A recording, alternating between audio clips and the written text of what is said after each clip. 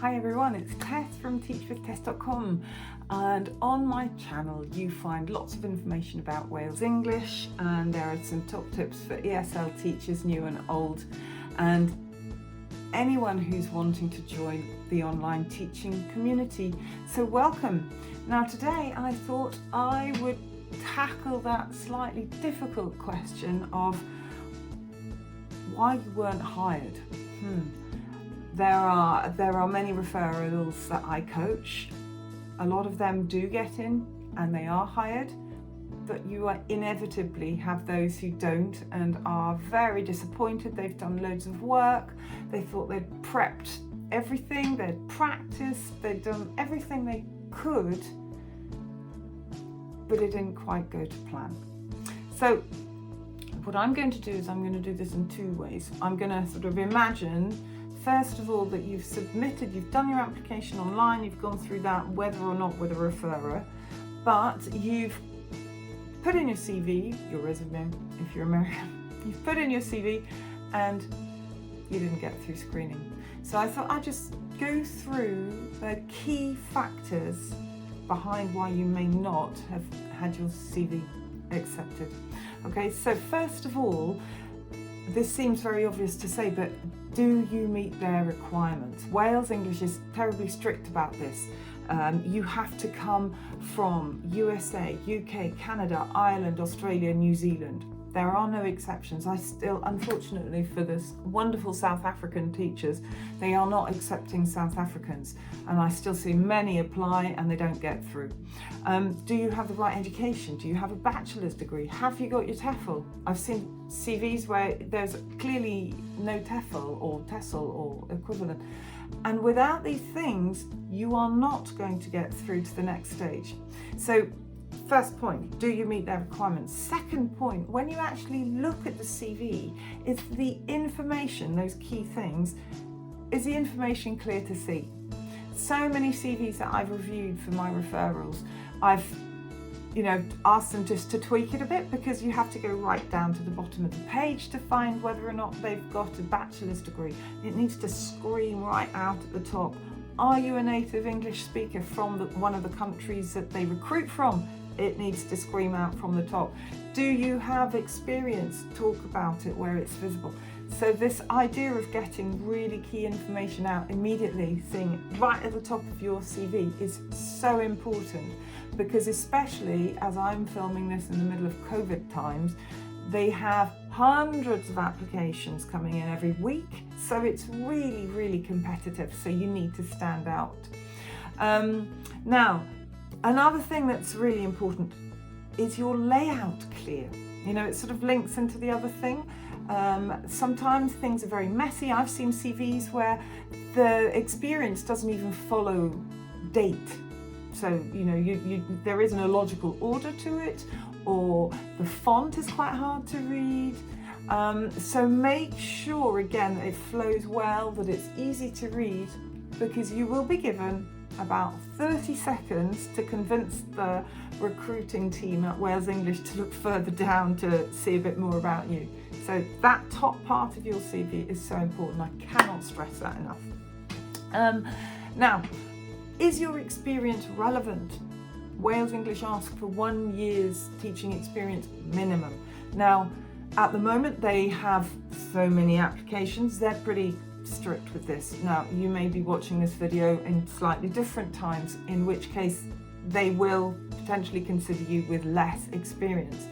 But even if you don't have direct teaching experience, you can use, maybe you're a homeschooler, or maybe you've done voluntary work or summer camp or something that shows that you know how to interact and engage and teach young kids, and children in general. So make sure that you really sell that in your CV, and that you show that your skills are actually transferable to the online teaching world.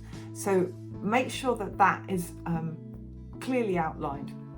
Another point is, is your personal statement, or do you even have one, short paragraph at the top of your CV, is it punchy? Does it have that key information? Does it say why you'd be a great fit for Wales? Is it something that will make you stand out from everybody else? because there are lots of people with lots of qualifications and lots of experience, but there are some that get through and some that don't. And it is very often the CV and how you've laid it out and how you've sold yourself. So spend time drafting, writing a really great personal statement, which will just catch their eye and go, this person's interesting, let's look further. If you have a photograph on your CV, is it a good photograph? Is it one that is smiling, happy, you look engaging, keen, not in shadows or with other people or that sort of thing? So make sure your photograph is something that, they're going to look at and say, yes, this person will be great with our kids. Another thing that's quite important is that you have your the language you use in your CV is appropriate. And when I say that, what do I mean? Well, remember, a lot of the hiring team in Beijing are in fact Chinese native speakers. So their English is good, but they may miss some subtleties or they may not completely understand what you're saying. So make sure your CV and the information in it is clear, to the point, and that the language is something that is easy to understand for anyone who's looking at it. And I think that goes in general. Simple, to the point, punchy, that's what you need. Another thing I've seen is that there have been CVs I've received where it's just too long. It should be no longer than 2 pages. And there have been people who've obviously had, like me, have had maybe a different career before going into teaching, and they've put a load of information about that, which dates from however many years ago. Is that interesting to Wales? Is it something that's going to make you a better teacher? Potentially, in which case you keep it in. But if you're slightly older, like me, then you have a lot of experience.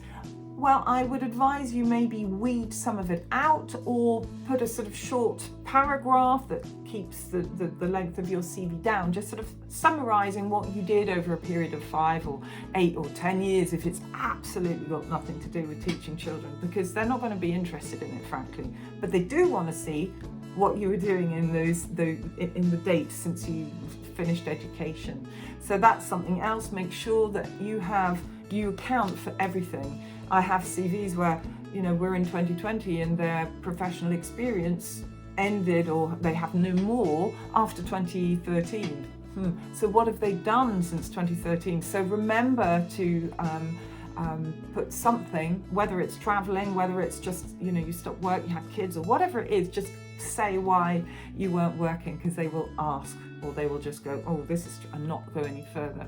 So those for me are the key things about why your CV could have not got through screening and get you into an interview. Now, I have made a video specifically on a great CV for Wales English and the sort of thing they want, so I'll put the link to that in the description box below. So that was the first part of why you may not have got through to Wales. Now the second one is the interview. So assuming your CV was wonderful, you got through, hallelujah, you have your interview, you think it may or may not have gone well, we never quite know, do we? It's terrifying. And then you get that email saying, we're so sorry, but we've decided not to take this further. And you feel massively disappointed and maybe confused, you don't really understand, or maybe you do, maybe you made a hash of it. But I'm going to address more those who think or aren't sure why they didn't get the position offered to them. So, for the class that you have to teach, I'm going to ask you questions about this. Did you go through the evaluation box that they have? If you look at the slides you received for the interview, at the end of it you have the different evaluation criteria. Did you look at it? Did you really teach to those points? Did you hit them? Because if you didn't, then that won't be good enough. As I said, massively competitive at the moment, so you really have to do your best teaching, your best class possible. When the interviewer asked you to do your demo class, did you actually introduce yourself as a teacher and ask their name, and just spend a couple of seconds building rapport. Hi, my name is Teacher Tess. What's your name? Oh, nice to meet you. How old are you? That sort of thing. It doesn't take very long, but it's a nice transition from the interview stage to the demo class stage. So maybe that was something you didn't do. Did you make sure that the instructions that you gave throughout the lesson were clear? Again, this is in the evaluation criteria. Be to the point. Do not waffle. Can you read? Don't need to say any more. Easier to understand then. Now then, can you read this sentence? Maybe it's not necessary. Shorten and keep it clear. Another thing that they are really, really keen on, and that is the level of teacher talk time to student talk time. So maybe your teacher talk time was too high. Maybe you weren't asking enough questions, or maybe they were closed questions and you weren't following them up with open-ended questions. For instance, do you like cake? Yes, no. If they say yes, ooh, what's your favourite cake? Something like that. So you can extend and you can get them to make more of their English, and you get them to talk and you talk less. So that's really important.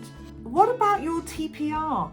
Was it accurate? Was it appropriate? Did it help the learning? Did you use TPR? Were you consistent?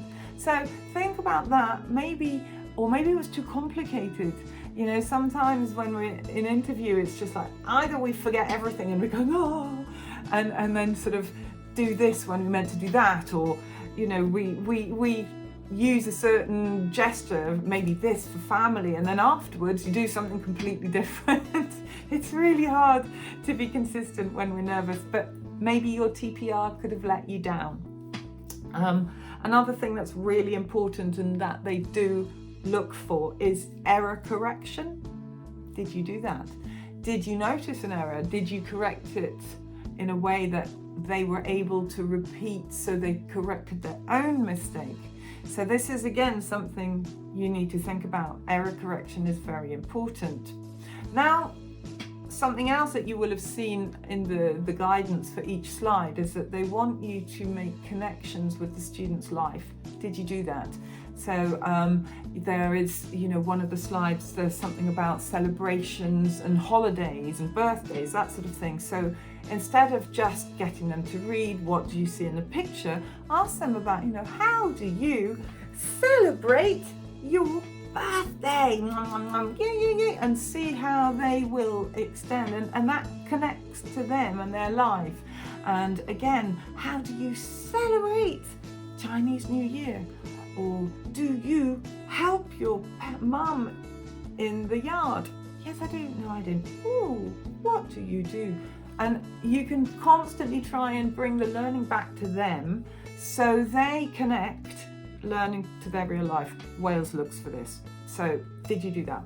Now, the other thing is the use of praise. Now, depending on the schools, if you're already online teaching, there is, some schools look for certain things, some schools look for the others. But praise is obviously a really important thing. We all love being praised and people saying, yeah, you did really well. Now, what praise is at Wales English is not only saying that was fantastic, but telling the student what was fantastic. So instead of just saying, yeah, great job, how about saying, oh, that was fantastic reading, Johnny, well done. Or great pronunciation, something like that. It just tells them what they've done well. So did you praise efficiently, accurately, with meaning? Now, another thing that's super useful, important, yes, in that it shows that you are able to use them, is props. A question card is a prop. It's very simple, but it can show the interviewer that you know how to use props. And I'm going to dig over here something, my dog, I have all these lovely props. Those drawers here are full of props. Now, they don't expect you to use tons and tons of props in the interview because they could distract you and you're annotating and all the rest of it. But did you use props well? or did you not use props at all? Because if you don't, it means that maybe you could have done a little bit more to help the student with their comprehension. You know, a good flashcard can really help understand certain words. And something else that is really important to remember is time. Timing, you've got 10 minutes for this class. Now that means 2 minutes per slide, and if you're trying to get everything that you want to do done in that time, you've really got to be bang on the money. Wales English can halt you before the end of your lesson if you've gone over time. So if you've gone way over the 10 minutes or even a few minutes, you know, does it show that you can adjust your pace to the content? Probably not. So your timing could have been something that let you down. What about the extension? As I was saying earlier, you know, extension questioning is really important. It's really good. Ask questions, at least one per slide, that will, you know, depending on how the interviewer fed back to you, well, could you have got them to talk a bit more about that? And again, that would have upped the student talk time and kept teacher talk time down. So again, that's really important. Another thing, and I've made a video specifically about this, is annotation. Now, Zoom is a platform that Wales English uses only for interviews. They never use it for anything else. But it's imperative that you can annotate accurately, correctly, confidently, because if you don't, then you're fiddling between scrolling the slides, you forget to get rid of the annotations on the previous slide, so it can really throw you. So maybe it was Zoom annotation that was difficult and challenging for you. And then the last thing I'd say really in your interview is it could have been internet based, and they will probably tell you this. You know, if your internet wasn't strong enough, or if you didn't have good enough lighting, or if your background was too messy, or the webcam wasn't too great, you know, any of the tech issues that you could have had, that could also play a part, because obviously online teaching, it's all about the tech. And if you aren't able to show them at interview that you've got the tech, then it's quite hard for them to believe that, you know, maybe going forward it's worth taking a risk on your tech. So these tend to be the reasons why people don't get through. Now, what I will say at the end of this is that if you wait for 6 months, you can reapply using the same email. Having said that, there are other things you could do. Firstly, did you have a referrer for your application? Because Wales do like, and they look favourably upon candidates who are working with a referrer. So maybe that's something to think about next time. My referral code is below, so if you decide you want to reapply, please get in touch, as is my email. The other thing you can do is, in fact, many candidates don't wait 6 months, because you can reapply with a different email. So if you've just sort of received a email saying you haven't got through, I advise waiting a couple of months before reapplying. Use that time either to get more experience if it's possible, and just get more confidence in what you're doing. At the moment, it doesn't look like they're about to change the content for the demo class, so it could be that you'll be teaching the same thing. But you don't want to go back too soon, because they may recognise your name, even if the email is different. You may have the same interviewer who remembers you, so you know they're going to say, why are you back so soon? So yeah, just give a little bit of time. And then the last thing I'll just say is, before you go into the interview next time around, assuming you get through, which I'm sure you will, just practice. It's really important. Anyway, I hope that was helpful. If you found that useful, please like my video, and of course subscribe to my channel, because I upload weekly content that will help you with Wales English, with working at home, working online, and anything ESL related. So it was lovely to see you again on this rather cloudy Tuesday. I'm a bit lost.